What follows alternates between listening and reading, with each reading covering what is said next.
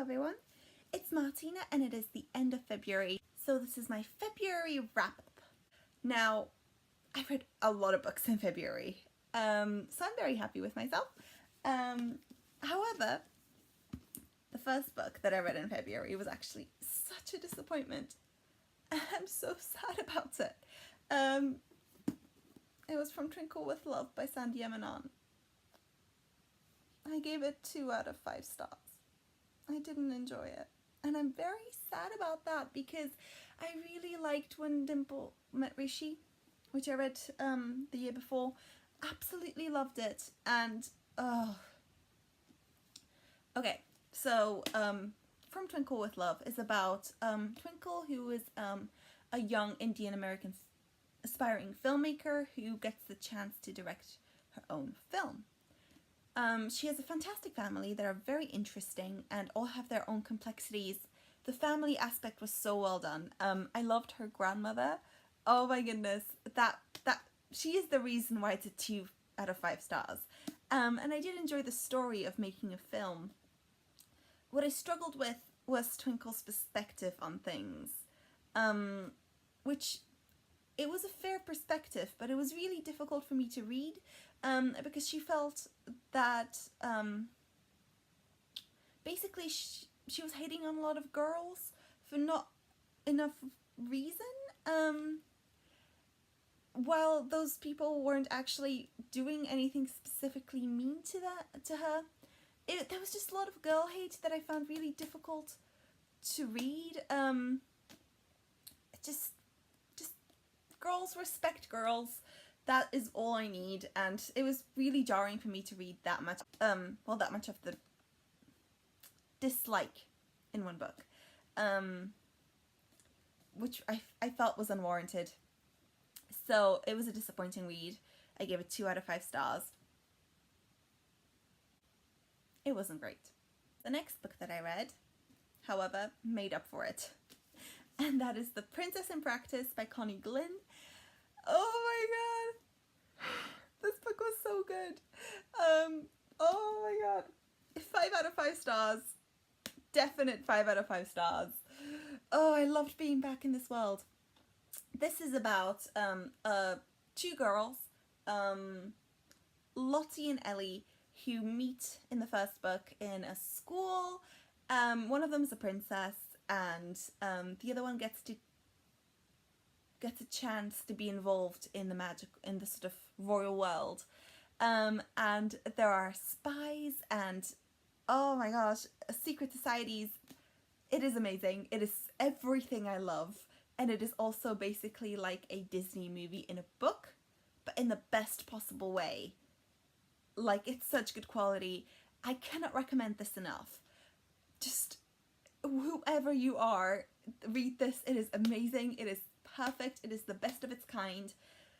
I loved it, and I loved the second installment just as much as the first one. I loved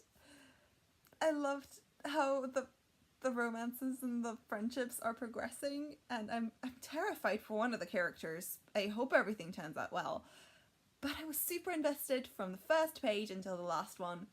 This is one of my favorite books I've read this year. That's all I can say. It's amazing. Then I took part in the Contemporary-a-thon, which the vlog should be up around now anyway, so go check that out. But the first book that I read, I liked, but I didn't like it enough to keep it, so it's now with a friend, and that was The Empress of the World by Sarah Ryan, which is a really nice book, and you can see it in the vlog. It's queer, and it is about 2 girls who meet at a summer school. One of them is studying archaeology. I loved all of the archaeology stuff. It was really interesting seeing all of the different complexities that go into archaeology and of the social aspects. That was fascinating. And I liked the romance and I liked the story. The only thing that sort of got me was the twist. I wasn't a big fan of that.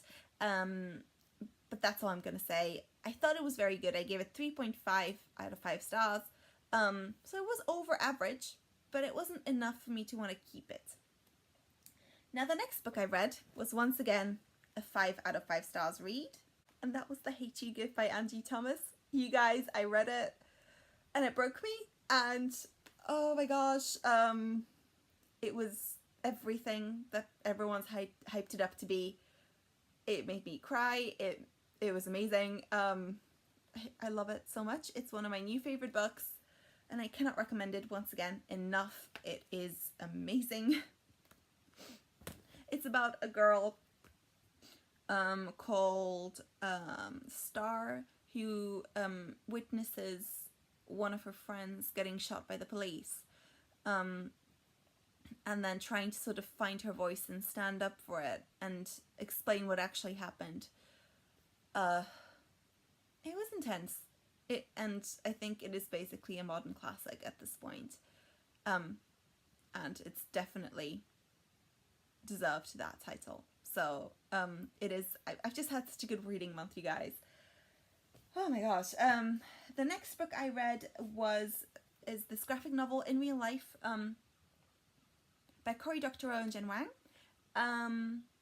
And I've read this book before, really like it. It's really sweet. It's about a girl who sort of finds her place in the online world and sort of tries to see, but also finds all of the sort of real life realities of certain gaming situations. It is a really interesting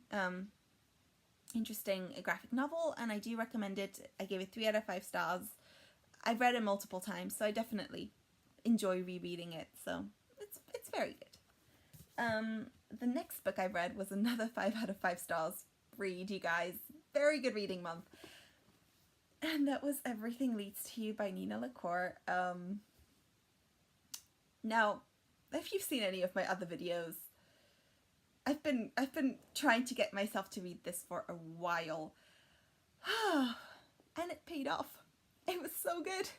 And I was not expecting it to be that good. It's about a girl who works in set design and is trying to sort of break through into the industry. And her brother leaves her an apartment for the summer to do something amazing in. And during a sort of yard sale, she discovers a letter of a famous movie star that's been left behind to be delivered to someone he knew. And that's how she sort of starts investigating this movie star who just died. It is very queer. It is wonderful, and I just loved it. I loved every single aspect of this book. It's one of my favorite contemporaries of all time. Yeah, it was very, very good. Once again, I recommend it to everybody. Read it. It's so good. Oh my gosh, this is just all of the same.